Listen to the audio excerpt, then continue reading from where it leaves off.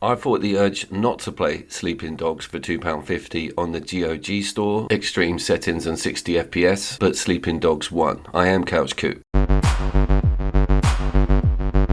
Do you think this shirt is too tight?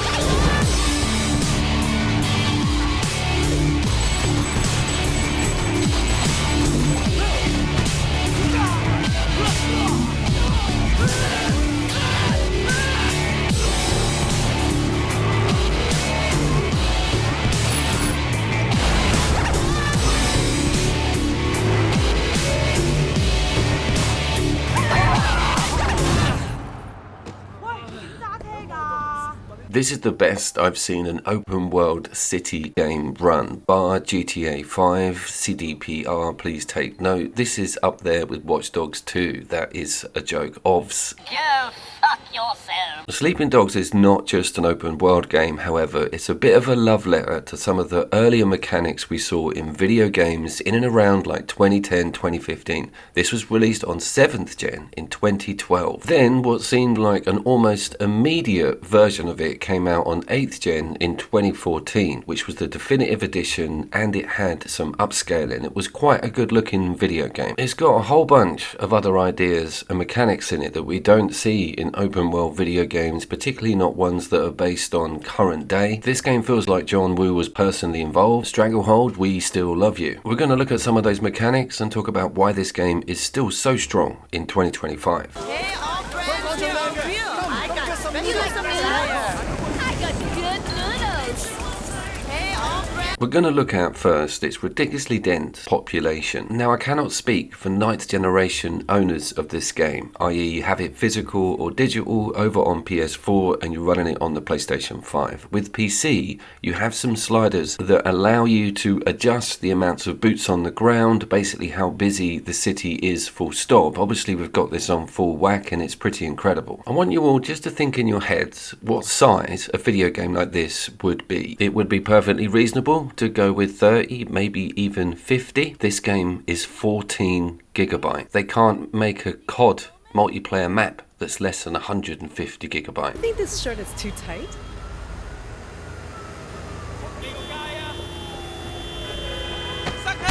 That will teach you to be a pro. The game is based in Hong Kong and comes with some ridiculously good detail, particularly on the high-rise buildings, the alleyways. It does have a cyberpunk vibe. I think of all the cities in the world, Seoul, maybe Kuala Lumpur, they do sort of adhere to that aesthetic. And this one really pushes it out fantastically. Hong Kong has never looked so good, and it also has that multicultural angle with different nationalities being in this one big city. You are also playing two games, essentially. This has got a triad/cop setup where you cater for both sides simultaneously. There's almost a Departed angle with it. We'll get to that later because the story is far from terrible.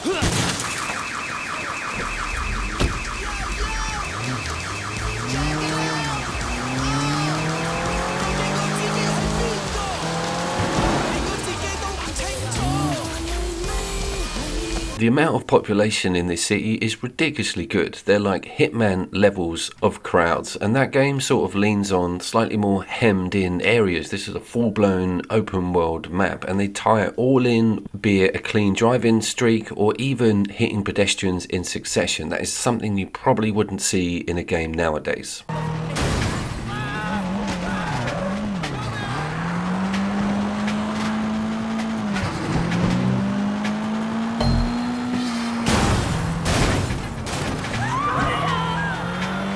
That weather and wet look is also extremely impressive for the year that it came out. It was one of the selling points, seeing the reflections. The screenshots of this game were incredible, and the transition from daylight to night all happens on a real-time basis, and of course you've got rain coming in. I was gobsmacked at how advanced the reflections still look. I want some feedback on that. Does the PS4 or 5 version boast this level of fidelity?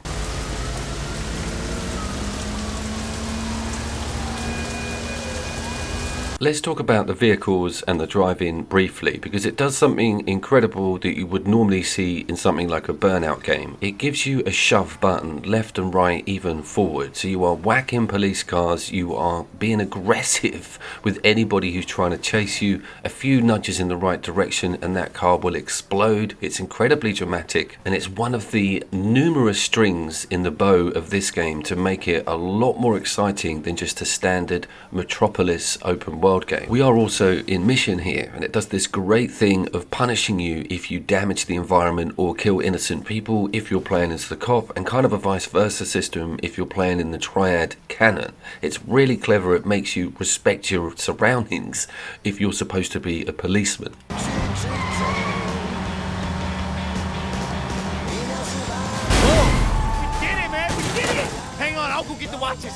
I am also completely obsessed with the motorcycles. They handle so well. On circle, you've got a handbrake, you've got your standard brake on L2, and you can mix these up to get incredible drift and control going around all these massive corners. There's not too much narrow alleyways, but when they do come along, they're full of rubbish and destructible items. It's incredibly dramatic. There is also points for the longest wheelie and the largest jump, which are both targeted to particular vehicle types, so you are lost. Once you are on a motorcycle, you're trying to get the biggest wheelie, get the biggest jump, or hit as many pedestrians as possible. The missions seem like a million miles away. And we haven't even got to the vehicle-to-vehicle hijacking system, which will come in a second. I imagine that might blow your minds a bit if you haven't played this game.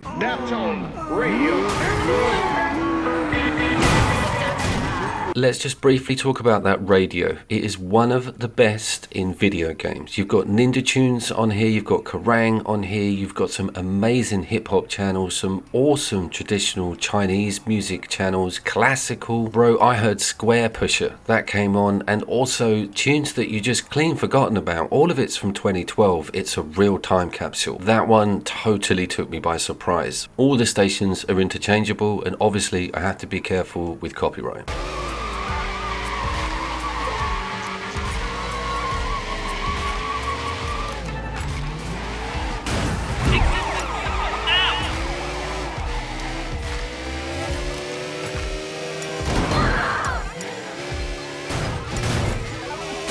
Let's talk about the police, because they are ridiculously aggressive and efficient, but you can obviously smash the crap out of them with that nudge move. But that does not stop them coming at you relentlessly. They will send motorbikes, massive trucks, and even fire from their vehicle. And we are going to get to the gunplay in a second, because we first need to talk about its Sifu levels of close quarters combat.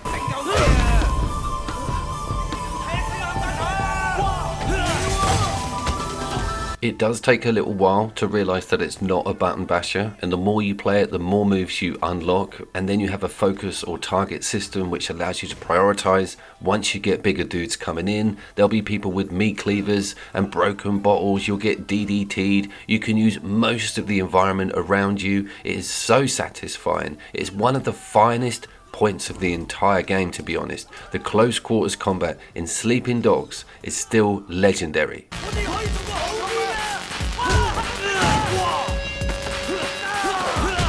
You might well be a regular. You should probably subscribe if you're not. I've been talking about Mad Max, and particularly the Arkham combat model that they've put brilliantly in that game. This completely surpasses it. It is an incredible addition.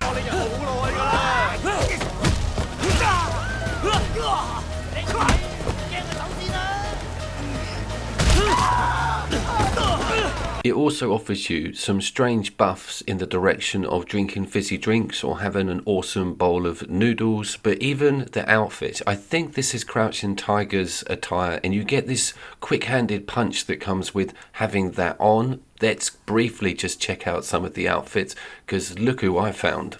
I used to sell fish, but my wife couldn't take the smell. She'd tell me, you change store or you never see me naked again.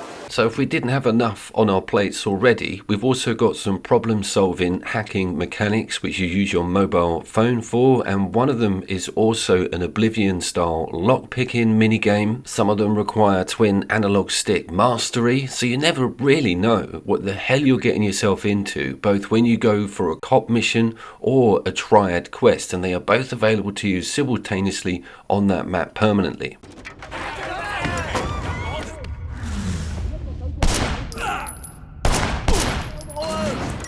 Okay, I think I may have blue-balled you enough. We do have some actual gunplay footage here, and let me explain how this mechanic actually works. We do have a Vanquish setup, slow down when vaulting anything. It's kind of incredible, it flows so well, but here's the catch. A lot of the gunplay sections of this game are set pieces. You get slowly introduced to the mechanic through the main quest lines. Afterwards, you do get to keep your gun. If you die, it is retracted from you, but the more you play the game, the more the guns are pushed in as a mainstay.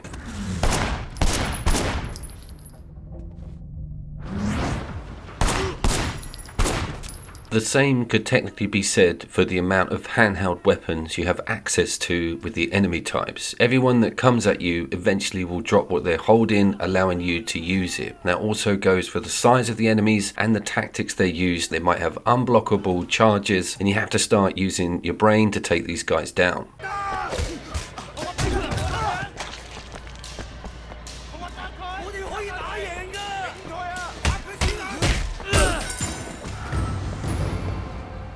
The story, particularly on the Triad side, has quite a lot of game-changing events in it. Without stepping on any spoilers, things really kick off about 8 hours into the game. And the locations it takes you and some of the set-piece battles you get given are truly awe-inspiring. There's a vase that gets shot in a second here, and I kept saying 2012 out loud. I know it's extreme settings, but I'm pretty sure that vase dissipated the same back on the 360. Note to self, please get out more.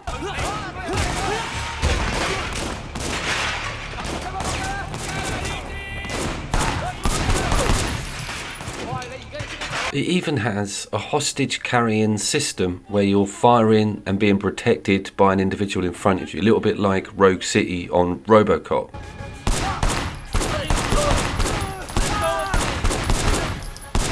I was talking about vehicle-to-vehicle carjacking. So with all of what you've just seen, you can get into a vehicle, get behind another one. If it's allocated maybe in the mission to take over, it doesn't appear all the time within map out of quest. You are then given a little arrow at the rear of that vehicle, allowing you to jump on it, just like Spider-Man does in his games. It's a crazy thing to do. It feels amazing. Sometimes you have to adjust your position. Laying that on top of all of this, as mentioned, really is a cherry.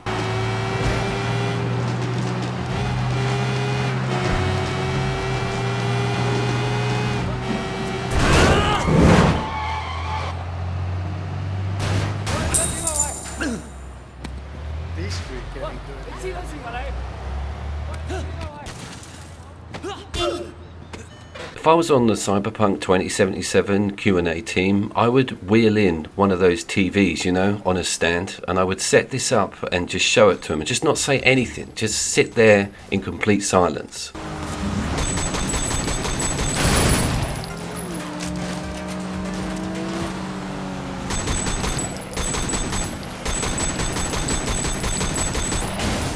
Yes, of course you can fire from your vehicle in full slow-mo with an automatic weapon, take out the driver and watch the passenger slump lifeless onto the carriageway. I have big beef with modern video games slowly eradicating decent time slowdown. This is because they want it to be online and multiplayer, and you can't have those mechanics in something that isn't truly single player. I often think about the original Mad Max and when Remedy had a pair of balls. Leave it, Coop.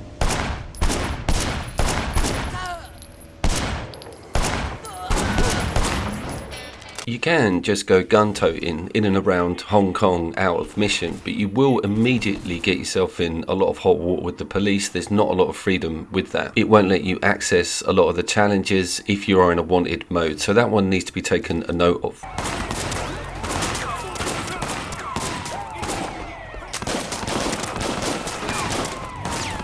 There is quite a lot of ad hocery around in the form of these yellow symbols on the map. There may be regular appearing NPCs. Some of them are absolutely off the hook and will get you involved in police chases and fire from your vehicle. What the hell was that? Shoplifter Yig was cheating at the cards last night. Thought I'd teach him a lesson. Some fucking lesson. Bet he doesn't cheat again. Ew! The cops are on us. No shit. Think we can lose him? You gonna pull this shit, you gotta learn to drive. They're behind us.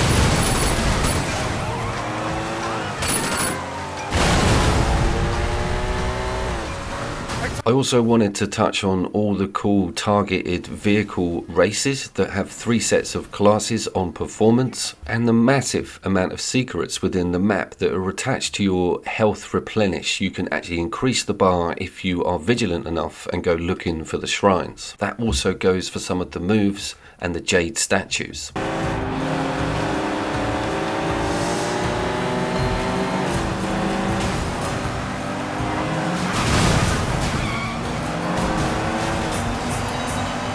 So in conclusion, Sleeping Dogs was amazing in 2012 and 2014 when we saw the semi-remaster for 8th gen, but now again on PC in 2025. Is there anything that I would like to have seen more of? And yeah, it would have been boats and planes, and that's something that I'm secretly rooting for, is that the sequel may get penned. It won't. I'm in Dreamland. I don't even think that studio is still going. United Front produced a Triad board games, it looks like, in 2015, but nothing major from them recently. But Square Enix is the distributor, so never say never. No, say never.